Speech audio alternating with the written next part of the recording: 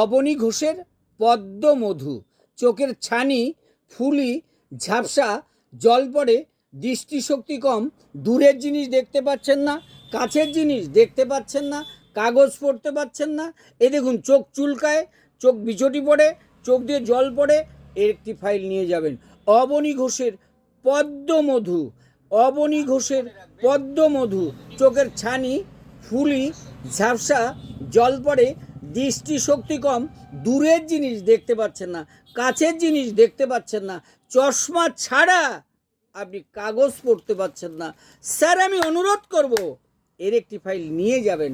নামটি মনে রাখবেন, ভারত বাংলা বিখ্যাত ঔষধ অবনী ঘোষের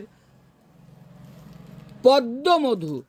অবনী ঘোষের পদ্মমধু। মানুষ মানুষের সঙ্গে স্যার বেইমানি করবে, জংলার গাছ কথা বলে।